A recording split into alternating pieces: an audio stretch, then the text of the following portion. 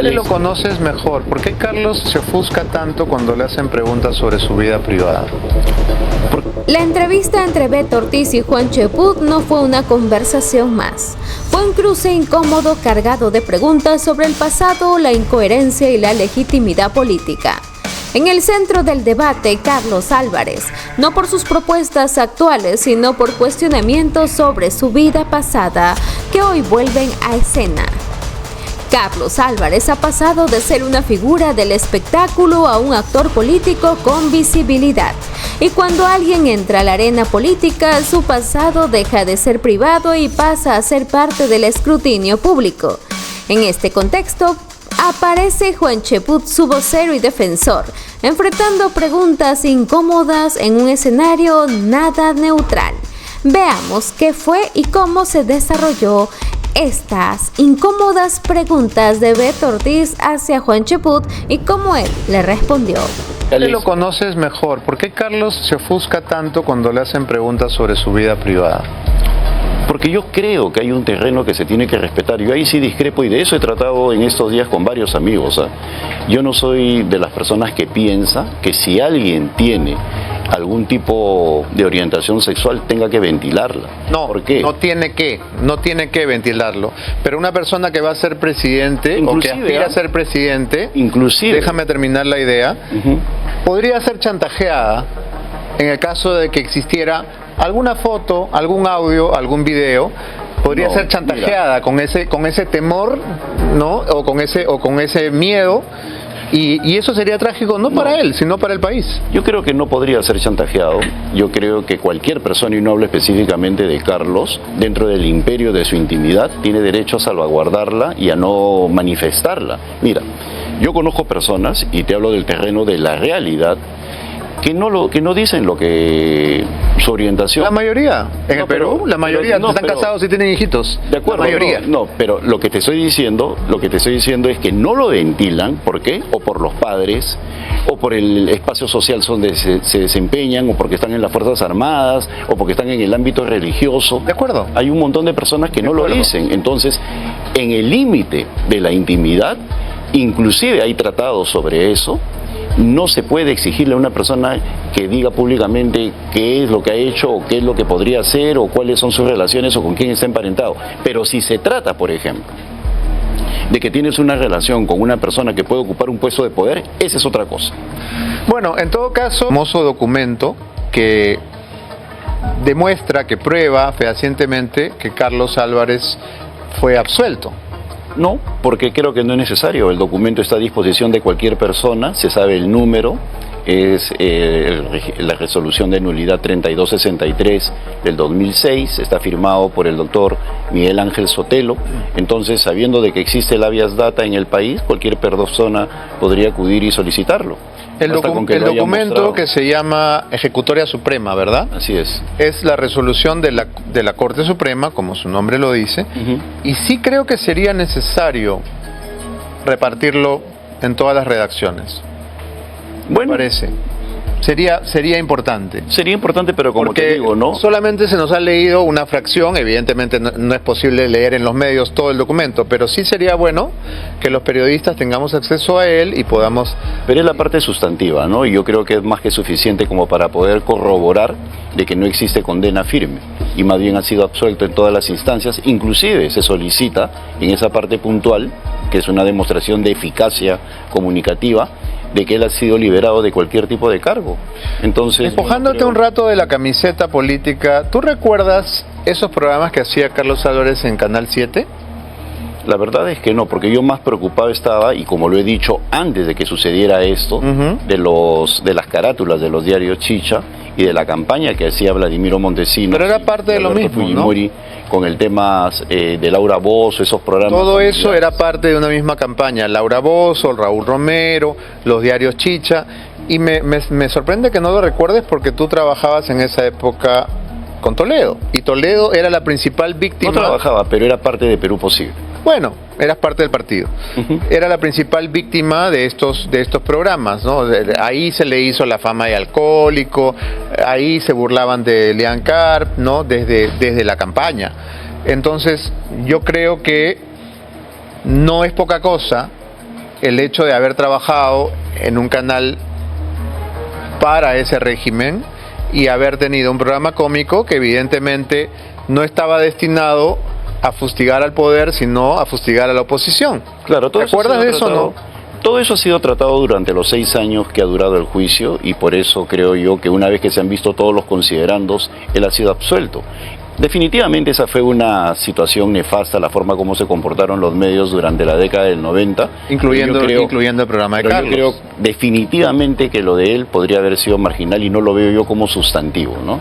Pero si te parece mal lo de Laura Bozzo y te parece mal lo de... No, porque ahí sí hablábamos de crueldad. ¿Te puede parecer bien lo de Álvarez? No, allí, yo no he dicho que me parece bien, yo he dicho que he sido marginal. Ok. ¿Ya? Y he dicho también que como consecuencia del juicio en el cual estuvo inmerso durante 6 años, se ha visto que no hay mayores elementos de juicio como para declararle algún tipo de culpabilidad y ahí se han analizado en un juicio público todos los elementos. Por lo tanto, yo creo que mirar hacia atrás... Primero se le declaró culpable y luego en la apelación ante la Corte Suprema se le absolvió. Lo cual es contundente, se le absuelve. Correcto, pero no es que no se encontró elementos, primero se le condenó. Pero luego se revisa con mayor detalle, con mayor precisión, con mayor alcance a lo largo de varios años. ¿Cuántos años después? Dices, creo que 5 años. Entonces ahí ha habido el tiempo suficiente como para determinar de que no hay nada. Entonces, ¿por qué el candidato, de hoy el candidato Álvarez consideró que no había que consignarlo? Porque la declaración jurada es contundente, tú solamente colocas condenas firmes, sentencias firmes. En ningún momento se dice que usted declare qué proceso judicial ha tenido y en qué instancias podría haber sido condenado. Allí se pide con absoluta claridad que se coloquen las condenas firmes, las sentencias firmes, y en este caso no hay una sentencia firme. Y no lo digo yo, lo dicen los especialistas electorales, que han dicho de que no había por qué consignar absolutamente nada, ¿no? Bueno, vamos a hacer lo que dices, a hacer ejercicio del habeas data y conseguir ese documento. Por supuesto, yo para leerlo con calma, ¿no? Para leerlo, en realidad es imposible en el día a día, pues, por ejemplo, la denuncia tiene como 200 páginas, es un mamotreto gigante. Así es. Pero quería preguntarte, sabemos de la relación muy estrecha que existe entre Raúl Dávila y Carlos Álvarez. Entonces, lo que hace una mano lo sabe la otra. Raúl Dávila llega a ser gerente de producción porque básicamente era el socio, la mano derecha de Carlos Álvarez. Entonces, era como si lo fuera él, claro, pero ¿no? Como si él fuera el gerente. Verdad, yo no lo ¿Por qué es irrelevante? Es irrelevante porque no tiene nada que ver con lo que significa hoy en día la presencia de Carlos y lo que pudo constituir una relación laboral con el Canal 7.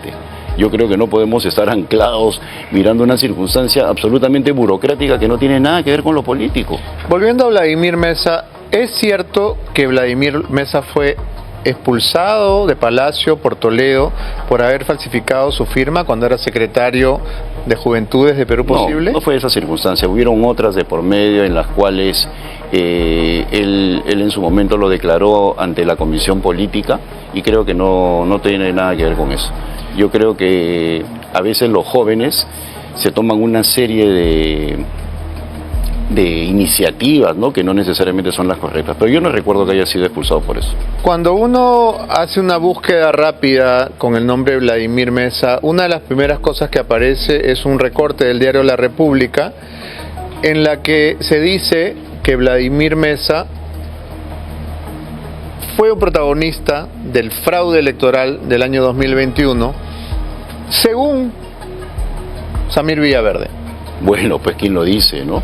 Una persona que también está siendo procesada o es sumamente cuestionada. Estamos de acuerdo en eso, pero ¿por qué aparecería en esta trama de... Bueno, en relación a todo ese tipo de cosas, yo creo que ya más de una persona han señalado de que ese cuento del fraude o que la posibilidad de que esté detrás de eso Vladimir son completamente infundadas, ¿no? O sea, al final no veo yo nada de eso, pero sí creo de que ese tema aún está por investigar, pero no como consecuencia de lo que podría haber hecho una persona, sino por la forma como se trató el tema de los personeros, en los cuales creo yo que el Fuerza Popular tuvo gran responsabilidad. ¿Tú crees entonces que hubo fraude electoral en el 2021? Pero por ausencia de personeros y aprovechamiento de esas circunstancias, hubo fraude.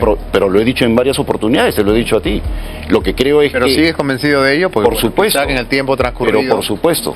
no he cambiado de opinión. Y yo creo que Fuerza Popular no tuvo el coraje político de señalarlo, se fue por el lado legal, porque simple y llanamente fue similar a lo que hicieron en el año 2000 con Alberto Fujimori. El tema fue personeros. Donde no había personeros, hicieron lo que se le da la gana, porque habían mesas que estadísticamente era imposible que el 100% favoreciera a Pedro Castillo. Lo que pasa es que llevar el tema a lo legal fue definitivamente sacar de lado la investigación que debió hacerse, pero en el ámbito del manejo de las mesas. Ayer, en una entrevista con Rodrigo y Gigi, nos preguntábamos qué razones hay para que Carlos Álvarez sea presidente del Perú. No tuvimos una respuesta, pero estoy seguro que tú debes tener un sinnúmero de razones. ¿Podrías compartir algunas? Sí, por supuesto. Yo creo que el tema social empuja a muchas personas a ingresar a la política porque pretenden, a partir de la política, tener un verdadero poder y poder solucionar de esa manera los problemas de las personas. Yo he tenido contacto con muchas personas que pertenecen al mundo del arte, de la farándula. En el Foro Democrático, por ejemplo, habían personas vinculadas al mundo artístico de primerísimo nivel y que querían hacer política porque veían allí una forma de poder contribuir y poder complementar la labor social que vienen haciendo. Yo creo que a Carlos lo anima a eso. Carlos es una persona que, por ejemplo, en la época del COVID repartía vacunas, era una persona que llevaba tanques de oxígeno, ¿no?, con un perfil bajo. Entonces, cuando ves que las circunstancias del país, como en la actualidad, están completamente descuidadas en lo social, pues pretendes hacer política para de esa manera poder contribuir mejor, ¿no? Yo no veo como algo malo. Igualmente, si mañana tú deseas ser político, tampoco lo vería como algo malo. No deseo. O Rodrigo, o Gigi. No, gracias. Es que nunca digas, de esta agua no he de beber. No, pero me parece que cada uno en lo suyo, ¿no? Zapatero a sus zapatos. ¿Cuál es el cargo al que aspira Vladimir Mesa? Él está candidateando al Senado Nacional, como el número 2. Ya lo preguntaba porque hemos visto que también tiene una serie de denuncias, entre ellas una grave por violencia contra las mujeres, ¿no? Bueno, ¿Tenía conocimiento de eso? En ese sentido yo lo he escuchado a él conversar de que ese tema lo está desarrollando de manera privada y exitosamente, ¿no? ¿O es un tema de su vida íntima? No, yo creo que en esos casos específicos sí se pueden tratar y creo que él ya lo mencionó públicamente, de que creo que la relación con su esposa está marchando ahora de manera satisfactoria, ¿no? Han solucionado ese impasse. O sea, su esposa lo ha perdonado. Eso no lo podría decir porque eso ya pertenece ya al plano íntimo. ¿Un acto de violencia es un impasse, Juan? No, lo que te estoy diciendo es que esa circunstancia, que definitivamente no debe ser, es condenable y ha sido superada, y los entretelones los desconozco, ¿no? Porque eso ya no es privado, es íntimo y eso le corresponde a ellos dos, ¿no? Mira, hay candidatos presidenciales. ¿Por qué lo conoces mejor? ¿Por qué Carlos se ofusca tanto cuando le hacen preguntas sobre su vida privada? Porque yo creo que hay un terreno que se tiene que respetar. Yo ahí sí discrepo y de eso he tratado en estos días con varios amigos, ¿eh? Yo no soy de las personas que piensa que si alguien tiene algún tipo de orientación sexual tenga que ventilarla. No, ¿por qué? No tiene que ventilarlo. Pero una persona que va a ser presidente, inclusive, o que aspira a ser presidente, inclusive, déjame terminar la idea, podría ser chantajeada en el caso de que existiera alguna foto, algún audio, algún video, podría ser chantajeada con ese temor, ¿no? O con ese miedo. Y eso sería trágico no para él, sino para el país. Yo creo que no podría ser chantajeado. Yo creo que cualquier persona, y no hablo específicamente de Carlos, dentro del imperio de su intimidad, tiene derecho a salvaguardarla y a no manifestarla. Mira, yo conozco personas, y te hablo del terreno de la realidad, que no dicen lo que su orientación. La mayoría, en el Perú, la mayoría están casados y tienen hijitos. De acuerdo, la mayoría. No, pero lo que te estoy diciendo es que no lo ventilan, ¿por qué? O por los padres, o por el espacio social donde se desempeñan, o porque están en las Fuerzas Armadas, o porque están en el ámbito religioso. De acuerdo. Hay un montón de personas que no lo dicen. Entonces, en el límite de la intimidad, inclusive hay tratados sobre eso, no se puede exigirle a una persona que diga públicamente qué es lo que ha hecho o qué es lo que podría hacer o cuáles son sus relaciones o con quién está emparentado. Pero si se trata, por ejemplo, de que tienes una relación con una persona que puede ocupar un puesto de poder, esa es otra cosa. Bueno, en todo caso, el mito de que los solteros no pueden ser presidentes ya cayó porque José Gerí es soltero. Y esta será una elección de solteros maduros, porque hay una cantidad de candidatos solteros. Bueno, definitivamente, todo bien. No hay ningún problema, o sea, yo no veo en eso ningún problema. Yo tampoco, pero es curioso, ¿no? Es una elección.